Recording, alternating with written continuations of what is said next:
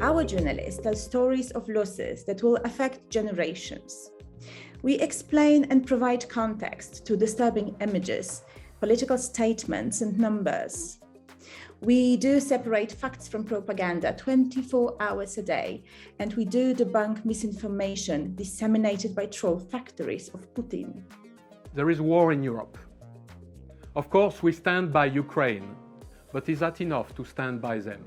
Should we not think about the special role the media could play in solving the current problems, but also in preventing future wars?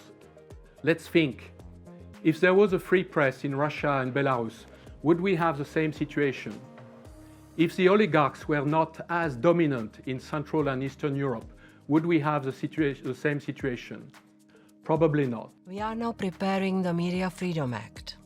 The Act will enshrine for the first time in EU law common standards to protect media pluralism and the editorial independence of the media. Hand in hand with legislation, we are also dedicating more EU funding to support media projects.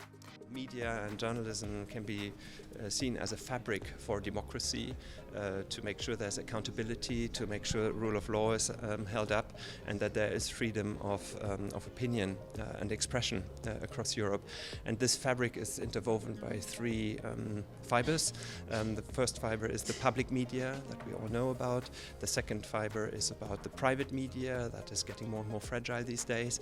And the third fiber is philanthropically funded media, which is still a bit thin, but will grow and become thicker and more relevant in this setup in the future. There are many ways to support journalists. First of all, we need to confront the market failure we are in at the moment. We have to fund journalism. We have to have a mix of public, private and philanthropic funding to make journalistic work, which is expensive, possible.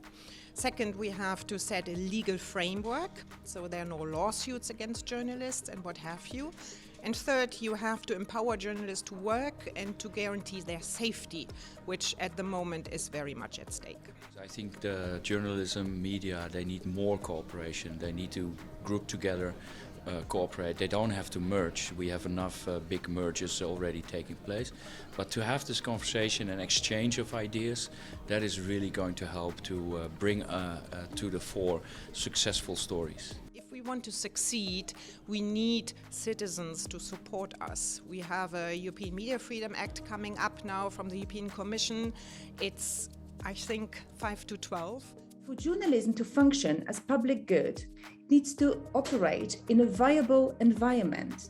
And so the question of its financing and innovation is more relevant today than it has ever been before. One of the challenges of the media sector, in addition to all the others, press freedom and journalists getting killed and business models, one of the challenges, maybe the most important one, is to nurture and retain great people. In the new editions of Stars4Media, Stars4Media News, we aim for bigger projects that foster newsroom or business transformation.